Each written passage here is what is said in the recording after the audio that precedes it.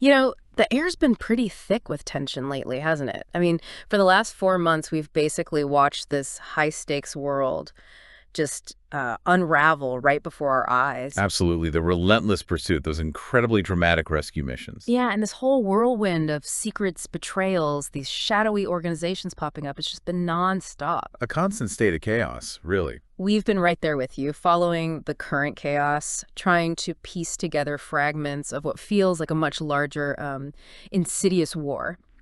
But here's the thing that's just hit us. Okay. A crucial, almost unthinkable piece of that puzzle has finally been revealed.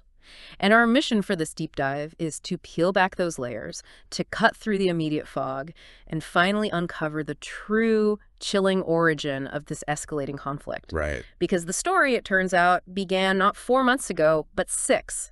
And what happened then, what you are about to discover, it changes everything we thought we knew. And what's truly fascinating here is how every single predicament we've witnessed, every hidden threat, every desperate gamble, every brutal countermove, it all traces back to one single pivotal moment. Holy, one moment. It's like watching a complex, meticulously crafted clockwork machine where one tiny gear shift 6 months ago set off all the catastrophic alarms we've been hearing for the past 4. So we're about to delve into the lives of these complex characters, Yeah.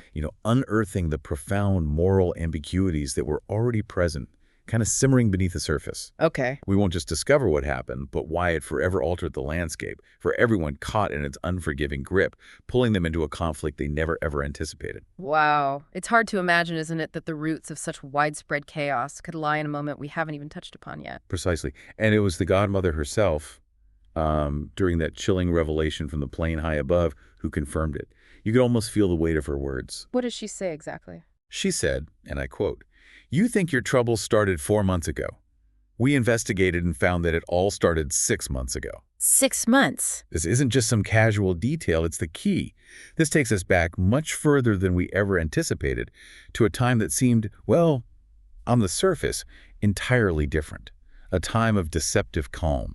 6 months ago, our sources described Jack Rickson as living what they called a contented life.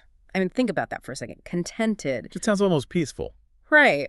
He had his family close, his mother Rita, who at that point had truly found peace in her role as a grandmother, never having remarried after his father passed. Wow. He also had genuinely good relationships with his neighbors. Like George and Sierra. Exactly.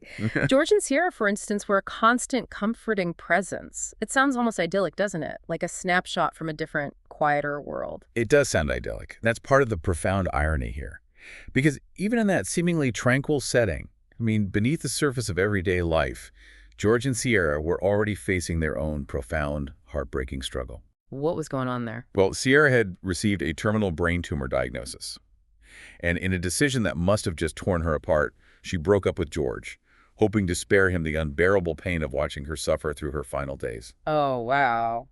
That's heavy. Incredibly. But George, driven by an almost superhuman, unwavering commitment, he absolutely refused to leave her side.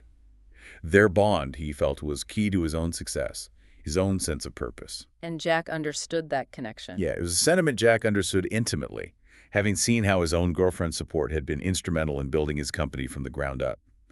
It was Jack, in fact, who, out of genuine compassion, connected George to an overseas neurologist, desperately hoping for a miracle that would defy all odds. So these were the personal stakes already in play. These were the deeply personal, profoundly human stakes in play, long before the monstrous hidden war we've been following ever even whispered its name. And this is where it gets really interesting and frankly a little unsettling. Because even in this picture of contentment, shadows were already among them, almost imperceptibly, hinting at hidden lives and subtle unease that permeated the fabric of Jack's seemingly normal existence. Like Patrick. Take Patrick, for instance, yeah. He was a neighbor who always made Jack feel deeply uneasy. It wasn't anything he said or did overtly, but his presence was consistently described as intimidating, an unsettling, quiet undercurrent that just sat there, in the background of Jack's peaceful life. And if we really connect this to the bigger picture, you start to see an intricate network already meticulously woven into the very fabric of daily life, right under everyone's noses. How so? Claudia, for example. She lived just a few blocks from Jack, seemingly just another resident, but she was constantly vigilant, Her routines were a masterclass in methodical precision, running miles at random times, morning, afternoon, evening, even late at night. Not just for fitness, then. Not at all. And honing her formidable skills at various shooting ranges and private training facilities, her vigilance wasn't random, it was strategic. It was a constant state of readiness, a discipline that spoke volumes about her true identity. And there were others. Oh, yeah. Then there was Jessica, living across the intersection. She and Claudia, despite sharing what sources call a complicated relationship, operated with effortless coordination.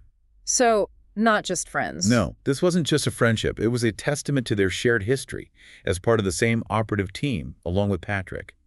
Their combined presence meant Jack was already surrounded, unknowingly, by trained eyes and deadly capabilities. And the operations weren't just local. This wasn't some isolated suburban drama, right? This is already an international chess game in play. Exactly. Ray, for instance, was already overseas, diligently overseeing a complex web of intelligence gathering, all on behalf of Rita, Jack's own mother, the woman known in certain circles as Godmother. Rita again. Involved even then. Deeply. Even then, in her role as a powerful figure, Rita deliberately kept the mission details vague, a true master of compartmentalization, even from her own son.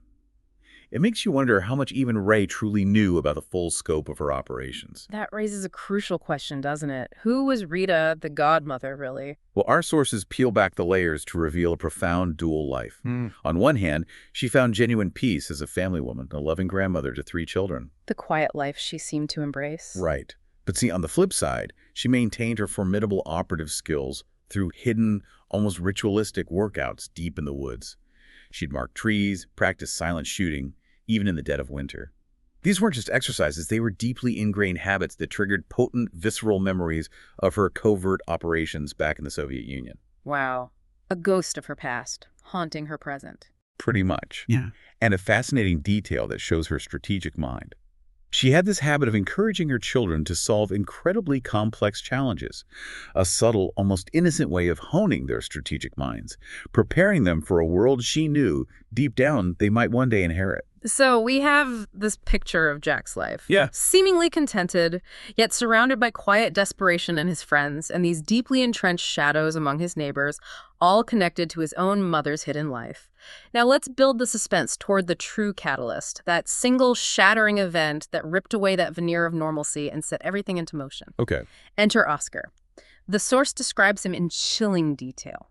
Slim, quiet, smart, but with a devious edge. Doesn't sound like trouble. The tension begins with Sergej and Alvin discreetly trailing Oscar and Jack, a subtle prelude to what's coming. Then the setting shifts to a seemingly casual party at Jack's apartment, a moment of deceptive calm before the storm. Right. And what's truly fascinating here are the subtle signs of unease that Jack picked up on, even if he didn't fully grasp their meaning at the time. Like what? His 3-year-old niece, Lisa, for instance, became visibly uncomfortable, almost distressed, sitting on Oscar's lap. Jack, being a protective uncle, made a distinct mental note of this, a quiet alarm bell ringing in his head. Okay, so he noticed something was off. He did. And later, when Oscar, in a moment that would prove to be fatefully critical, returned for his forgotten phone, Jack's demeanor was described as oddly tense.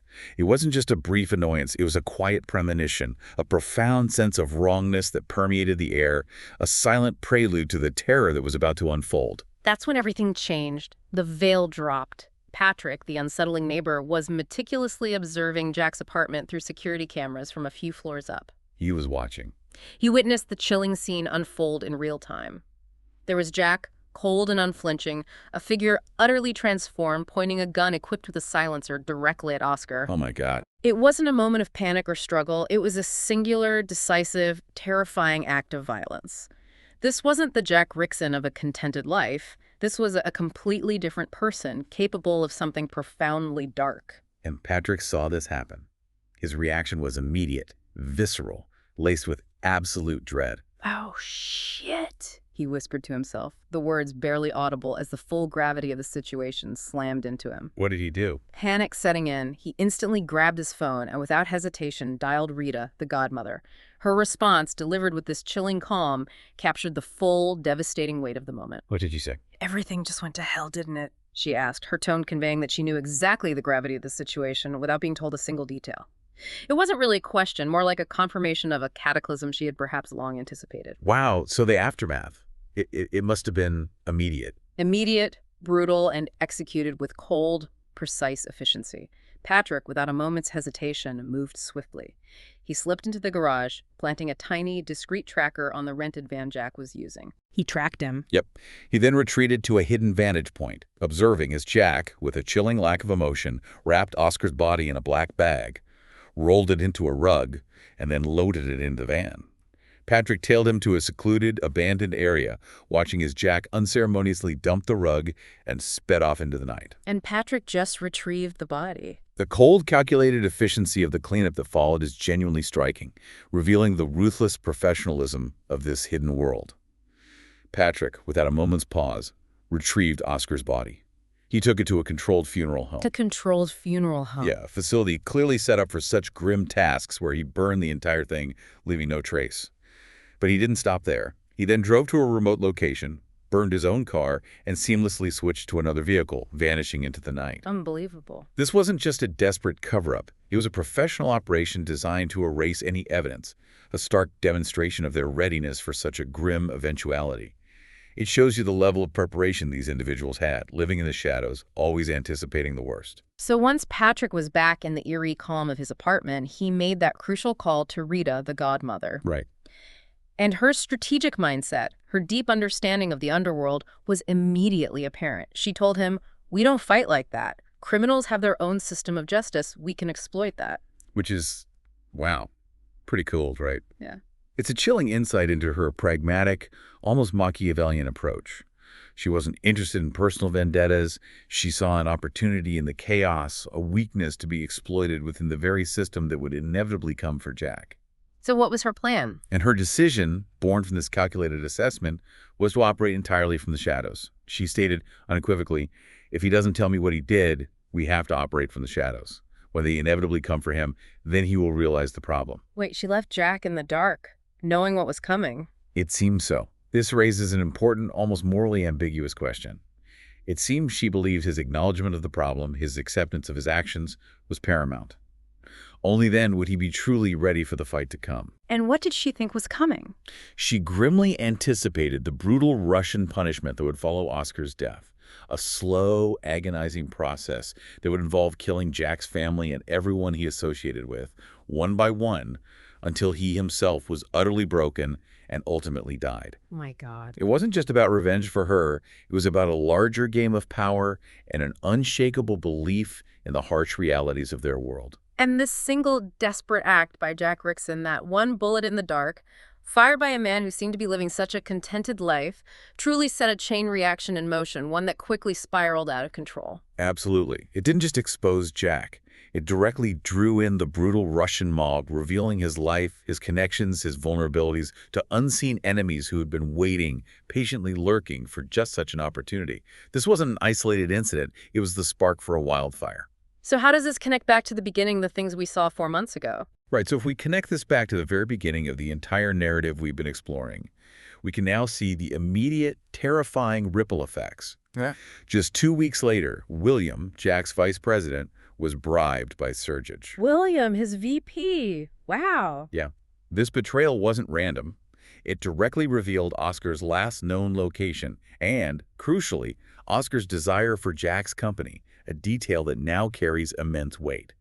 This is the direct link to events we heard about right at the start of our journey, like in Chapter 1 and Chapter 6. Okay, I see the connection now. Then Sergej, along with Vlad and Ivan, attempted to breach Jack's apartment security, but they were thwarted by its sophisticated defenses. Their next move, a testament to their relentless pursuit and underworld connections, was to resort to bribing tenants, gaining access to the building's security room. And that's where they found it. And there they found it. The incriminating footage of Jack, captured on camera with the rug, which they immediately and correctly concluded contained Oscar's body. This is the precise moment that brings us full circle, directly linking Jack's secret act, that single desperate decision, to the very first scenes of the entire narrative, truly revealing the chilling, unacknowledged origins of the entire escalating conflict that has engulfed everyone involved. So there you have it. A quiet life shattered. A single desperate act by Jack Rickson, fueled by motives we're still, unearthing a moment we now understand as the true genesis of everything. Yeah. That one act ignited a far-reaching war involving multiple shadowy organizations, powerful families, high-stakes espionage. It wasn't just about Oscar, it was the spark that set Jack's entire world, and by extension the world of everyone around him, on fire. So, knowing what you now know about the origins of this conflict, does it change your perception of who the heroes and villains truly are? I mean, is loyalty always a virtue? And are secrets ever truly safe in a world where one action, one desperate choice, can unravel everything you thought you knew? It really makes you think. It really does. The long, dark shadow cast by that one night 6 months ago continues to permeate every corner of this world we're diving into. It's a chilling reminder that in these deep dives, the past isn't just history. It's the very force shaping the brutal present, constantly throwing up new moral complexities waiting to be explored.